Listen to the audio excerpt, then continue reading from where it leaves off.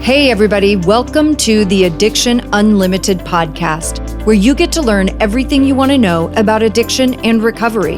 I'm your host, Angela Pugh, co-founder of Kansas City Recovery, life coach, and recovering alcoholic. To learn more about me, you can listen to episode 0 on your podcast app or find us on the web at addictionunlimited.com.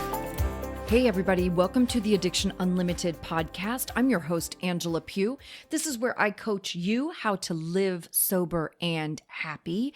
And today we're going to talk about something. This is something I hear about so much in the Facebook group, in emails, in coaching sessions. This is what everybody talks about, especially with sobriety, but with life in general.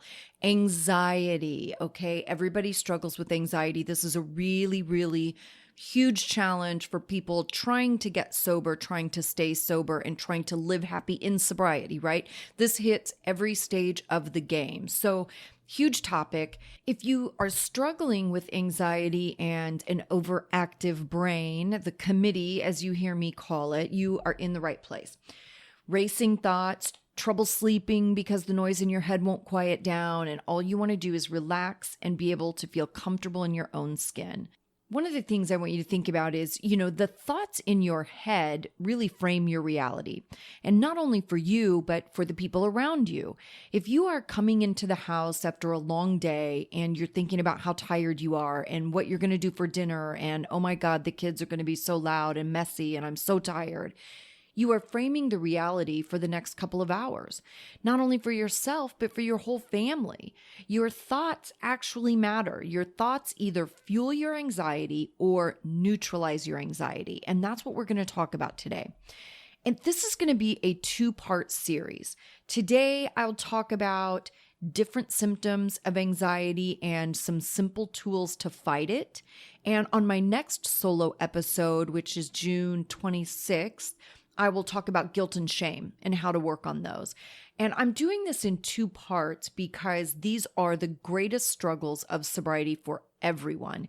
And I don't want to cram too much information in one episode because I want you to really hear the tools I'm giving you, then take the next 2 weeks and practice them. If you don't take any action, if you don't want to actually practice using the tools, then you're going to stay in the same place, uncomfortable, relapsing, feeling like crap. I'm giving you the opportunity to get immediate relief, so do it. Then in 2 weeks, we'll talk about guilt and shame, and you can practice those tools also. So you hear the term mind, body, spirit, and so often we have a tendency to kind of brush that off like it's some weird woo-woo new age stuff, but the truth is it does all go together. When you have an issue in your mind, it not only affects your mind, but it will affect your body, meaning you will have physical symptoms for your mental struggles. And I want you to really hear that. Your anxiety, depression, guilt, and shame, it will manifest itself into physical symptoms, headaches, back pain, stomach issues, fatigue. There's a million things. Now, I'm not going to get too deep into the physical symptoms because I really want to focus on the thought processes and how to start turning that around, because that's what's really going to bring you relief in your head and in your body. And naturally, your spirit part will follow your thoughts. So one of the things I think about with this is, when somebody, I'm sure some of you have had some pretty serious health diagnoses. I have myself, and you always hear doctors say that the best thing you can do is stay in good spirits, or you hear that saying, laughter is the best medicine. There's a reason for that, because when you're staying in a good mood and your thoughts are positive, your body will naturally be in a better state. It all works together. Remember, you don't get to be sober and happy just because you want to. You have to put energy and effort into it, just like everything else in life. And we're all making some pretty common mistakes. It's not rocket science. It's very easy. In the literally hundreds of people I talk to every year, I see the same mistakes over and over again, and you're probably doing them, and it's probably costing you your sanity and your sobriety for that matter. And I'm going to walk you through some of these tools on the podcast today. And for those of you who want more support in group coaching or with one-on-one mentorship with me, I promise I will tell you how to do that as well. Okay, let's talk about some of the most common symptoms of anxiety. How does anxiety manifest itself? Some of the things I think that we all recognize is for sure like overthinking. Insomnia, like I mentioned earlier, insomnia is a really major struggle for sober people, and it's because that committee in our head won't stop.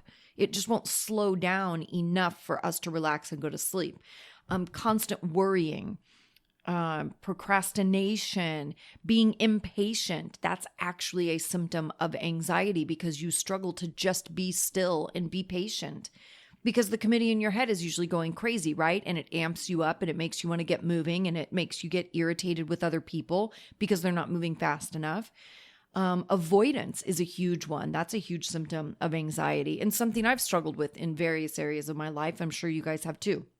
So I would say those are probably the big ones. Overthinking, constant worry, insomnia, impatience, avoidance. And we're going to break down coping into 3 categories. And this is how I want you to think about every change you want to make in your life. Your physical body, your mind and your thoughts, and then your environment. Okay, these are your 3 categories. So when I want to make a change in something, whatever it is, when I wanted to switch from drunk life to sober life, like these are the 3 categories I have to think about, okay? Physical body, mind and thoughts, and my environment. And you have to make changes in each of those areas to support whatever change you're trying to make in your life. So when I think I've talked about this before on the podcast, the first major personality thing that I worked on for myself was my negativity because I used to be so freaking negative. It was disgusting. And these are the categories that I had to put something in place in each of these categories to support being more positive. First, I have to get my body in order by bringing my anxiety down, slowing my heart rate if it's racing, right? Then my head needs to be checked and all my crazy thoughts need to get right-sized. Then I need to create the environment around me to support what I'm trying to accomplish.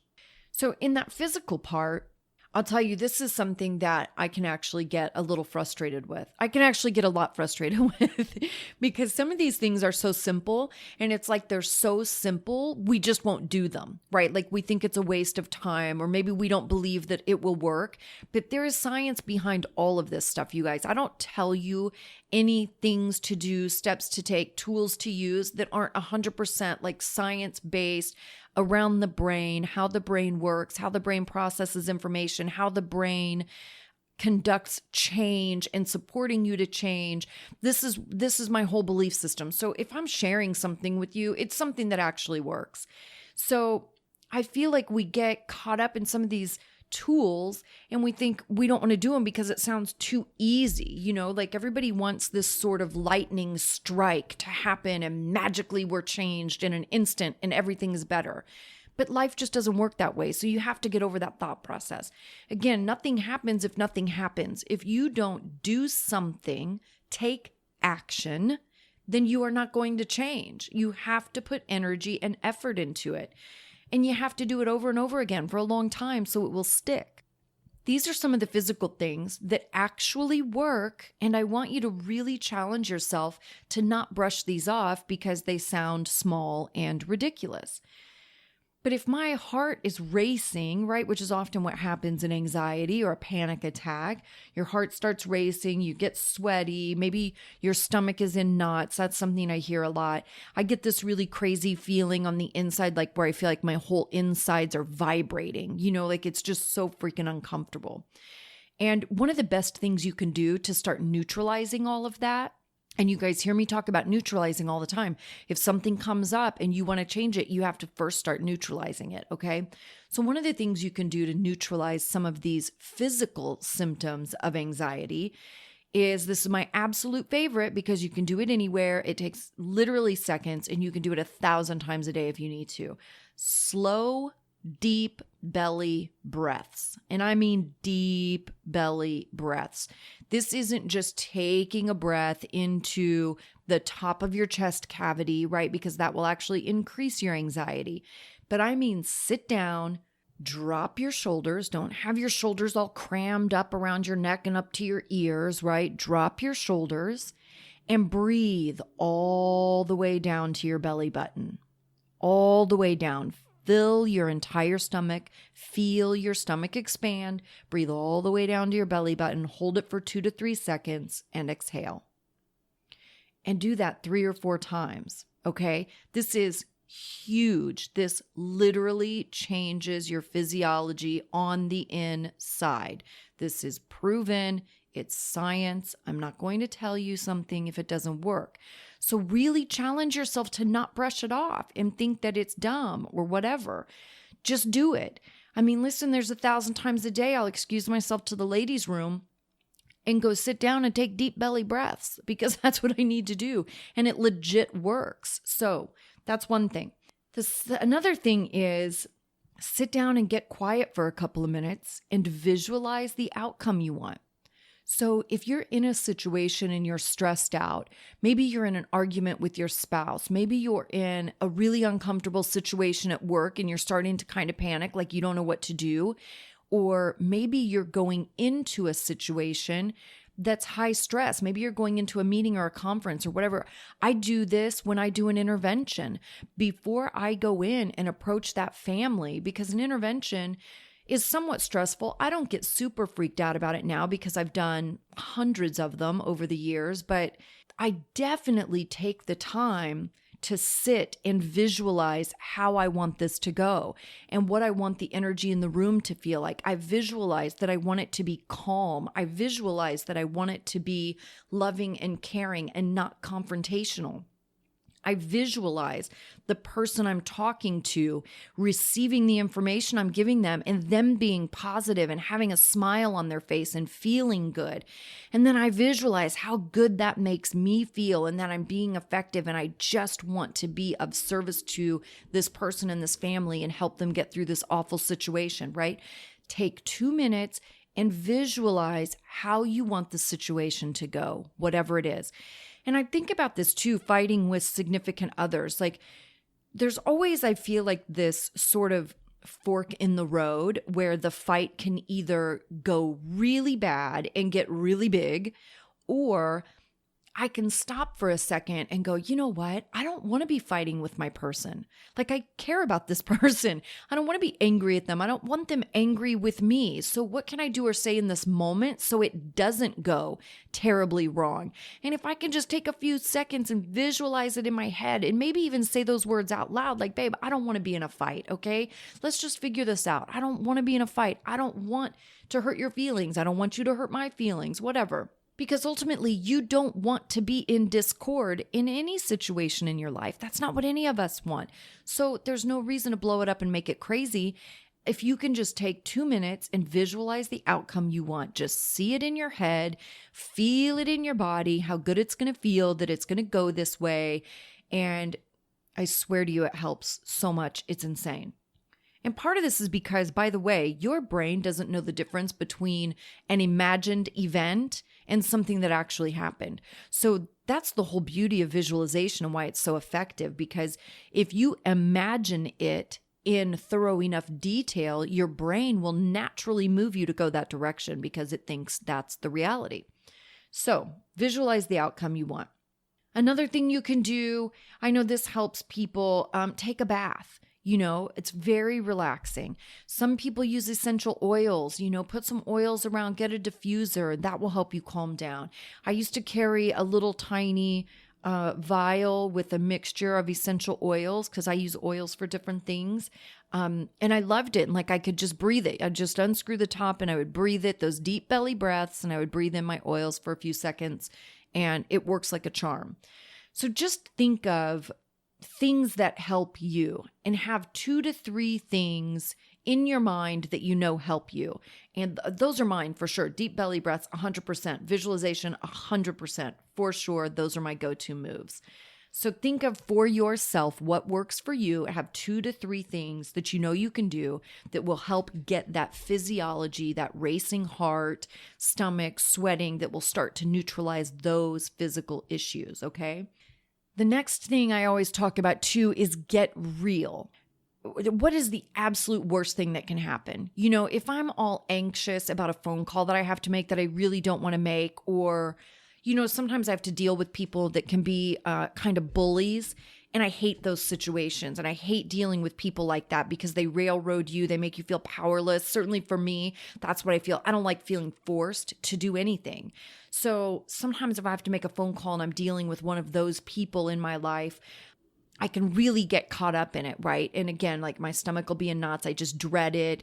And then I want to procrastinate. And then I overthink about it, and all of these anxiety things kick in. So I stop myself and I'll go, okay, what's the absolute worst thing that can happen? Like, I'm going to call this person and they're going to be a dick. Like, really, that's the worst thing that can happen. And it's not like I've never dealt with somebody being a dick. And I promise you also, I can be a real dick. If you get me in a situation and push the right buttons, I can be a real dick too. So what's the worst thing that can happen? And kind of think that through. Most of the time, it's not that big of a deal. Like, we get all worked up over things that really are not that big of a deal. And in the grand scheme of things, it's stuff that we can deal with so easily because we are ridiculously strong people.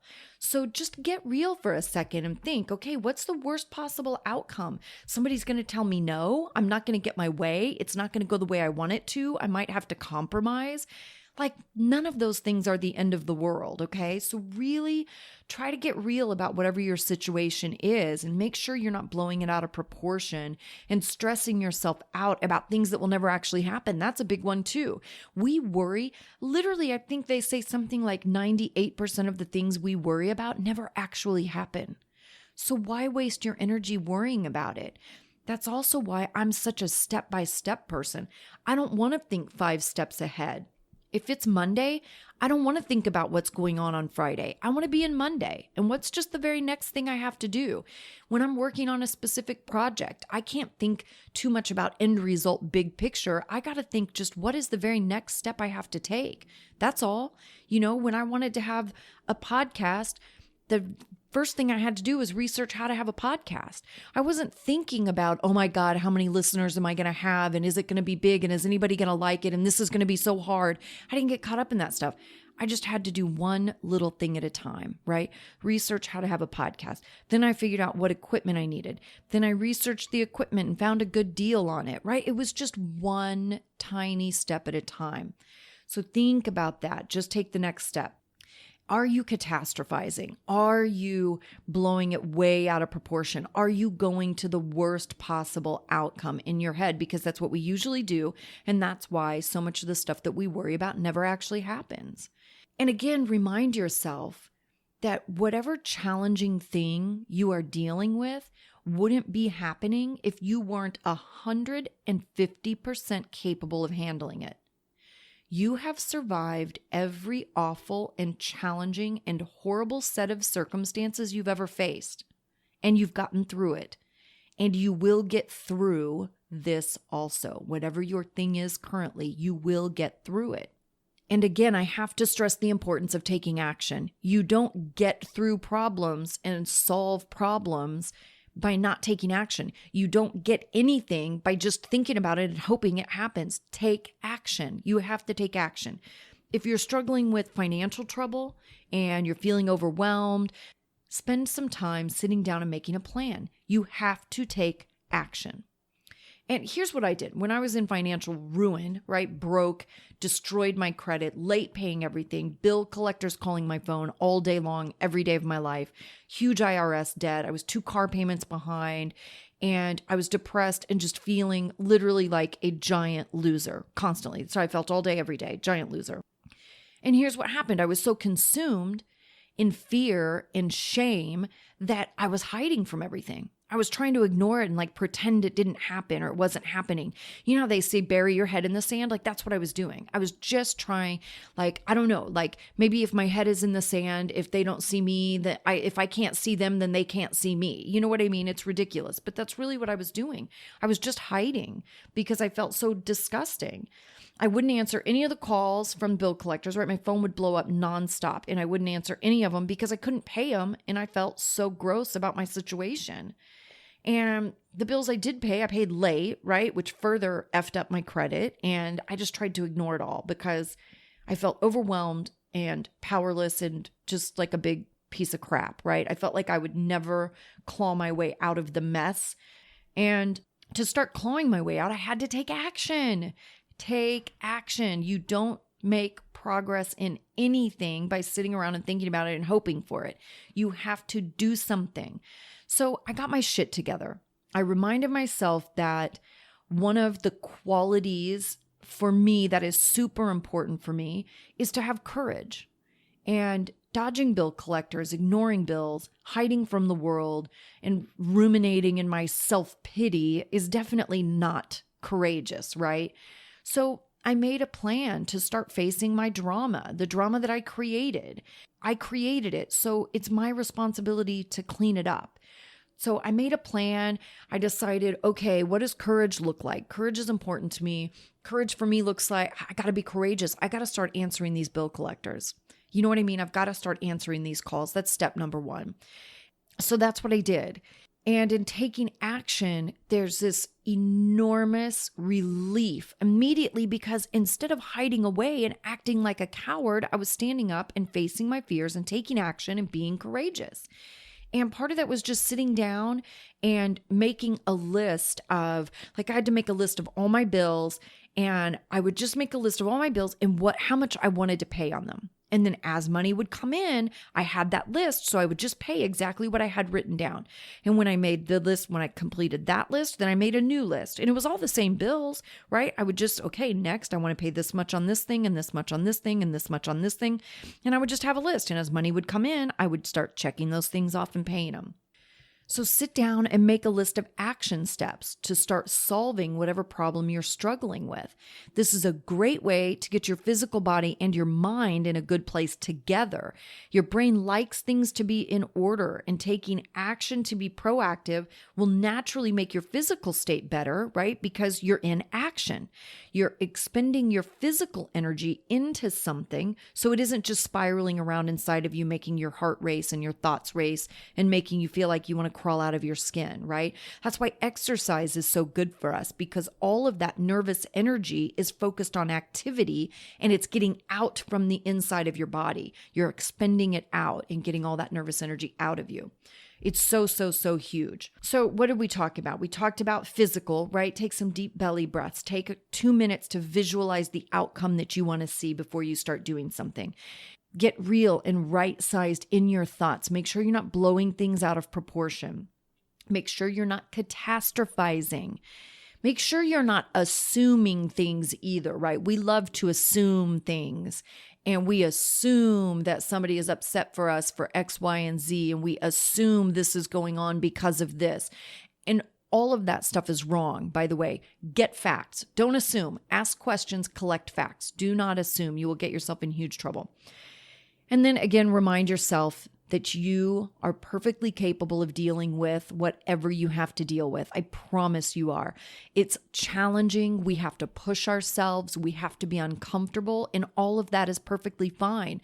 Because quite frankly, in our addiction, we get really lazy and we turn into big babies and we act like we're sissies, and we're not at all. We just haven't challenged ourselves in a long time. So push yourself. Working with me as a coach is no different than working with a personal trainer, right? They push you physically to work out harder than you would ever work out on your own. It's not that you're not capable. You're perfectly capable of doing those hard workouts. We just typically won't push ourselves that far on our own. That's why you have a trainer. That's why you have me as your coach. So I can push you, challenge yourself, because you are capable. You are absolutely capable. Just push yourself a little bit. and start clawing your way out, right? Just like I did with all my financial stuff that I was talking about. And by the way, that wasn't that long ago. I don't want you thinking, oh yeah, Angela, she was probably dealing with that 10 years ago. It was not that long ago. Remember, I'm an entrepreneur. So entrepreneur life is very up and down and roller coaster-ish for a long time before you build your businesses to a place that are stable and secure, right? So please don't think it was that long ago because it wasn't. Okay, so make a list of action steps to start solving your problem. And now let's get your mind in order. Now, you guys hear me talk about this stuff a lot. This is definitely not going to be anything new to you. It is so infinitely important that the thoughts swirling through your mind on a daily basis are positive and good, and you are being nice to yourself. So I will urge you again to listen to those Joel Osteen I am declarations. You can find it on YouTube. I listen to it every single day of my life. This was a life changer for me because I had zero understanding of how negative and how nasty my thoughts were to me. And I really had to start turning that stuff around. So again, Joel Osteen, go to YouTube and just search Joel Osteen I am declarations. And this is where you're saying in your head throughout your day, I do this every day, you guys. I am strong. I am capable. That's one of my biggest ones that I say over and over again, because again, I want to relax and get a little bit lazy and I want to act like I'm not strong enough. I am capable. When I have to make that phone call I don't want to make, I am capable. I go through this all the time. I am strong. I am confident. All these I am statements are so incredibly important. And we talk about this in my recovery recipe, right? One of the first thing in the recovery recipe is getting your mindset right. And I talk about all those I am statements. And if you want the recovery recipe, I will put a link to it in the show notes so you can get that too and start putting some of this stuff into action for yourself. So getting your thoughts right. Visualization helps a lot with this too, getting your thoughts in a good place and just thinking about what you want the outcome to be. But you have to get your thoughts supporting you. And then the last one we talked about is your environment, right? And people don't ever think about the environmental stuff that we need to do, but this is crazy important. So I want you to get some books of people that you like, or have some pictures, put a screensaver on your computer of somebody that you really admire that has overcome some major adversity. Or one of the things I do for my environment is I curate my Instagram feed to be all positive, inspirational recovery warriors, right? So when I scroll through my Instagram feed, it's inspiring. It makes me feel good. It's motivational. That's what I want it to be, right? Everything that I listen to is positive and inspiring and challenging me to be better. I have my muse in my home office. I have this like pinup girl, and she's flexing her muscle and it says girl power and she's beautiful. And she's like my muse, right? So as soon as I walk into my office, I see her and she's strong and powerful and all those things that I love to be. So that's my environment. Set up your environment to support you, right? I sit down at my desk and I've got an Addiction Unlimited coffee mug on my desk. So I immediately see Addiction Unlimited, courageous sobriety. And I immediately think where I am. It gets me centered. And I think about what my goals are and that I want to be of service and that I want to provide you guys with all these tools and solutions so that you can make your life better. So all these little pieces of my environment and what I see throughout my house, I have everything set up to support me in whatever it is that I'm trying to do, or who I want to be, or whatever those things are for you, whatever you're going through in the moment. But create your environment to support you and make you feel good. When I first started doing those I am statements, those Joel Osteen I am statements, I literally, and I have a lot of my clients do this too. I took a stack of Post-it notes and I would write an I am statement on every Post-it note had one I am statement, and I posted them everywhere. I put them on my bathroom mirror. I had a couple in my car. I would post one. I would stick one to the front of my cell phone because when I wake up in the morning after I love my dog, the first thing I do is grab my cell phone. So when I would pick up my cell phone, the first thing I would see is I am strong or I am courageous or whatever that is for you. but it would be the first thing that I would see, right? That's how you start to reprogram your thought process. That's how you get deep. You have to get deep, which means doing it every day, doing it over and over again. It doesn't mean it has to take 1,000,000 hours, but it means you have to do it every day and you have to be committed to it and push yourself to be committed to it. A big one for environment also is having things in order. Again, your brain likes things to be in order.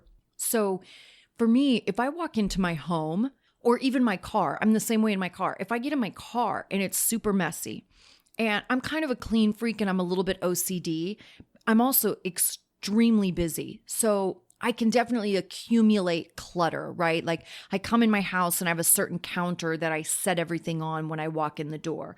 And that counter can get a little bit crazy.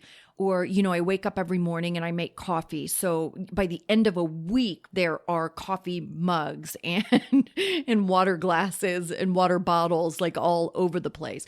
And when I come in and my home is in disarray, or I get in my car and my car is in disarray and there's garbage or there's just papers, receipts that I've accumulated from running errands or whatever I've done all week, I have to take a few minutes and clean that stuff up.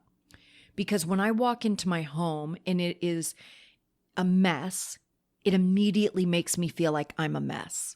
I like things to be in order. Your brain likes things to be in order. So take a few minutes and just pick some things up. I'm not saying carve 2 hours out of your day and clean your whole house. This is what I say to you all the time. It's baby steps. Anything that you can start doing for 2 minutes at a time will get you farther than not doing anything because you're trying to carve out too much time and energy to do it and you're not that disciplined yet. I can't be a person that goes to the gym for 45 minutes if I'm not even a person that can go to the gym for 5.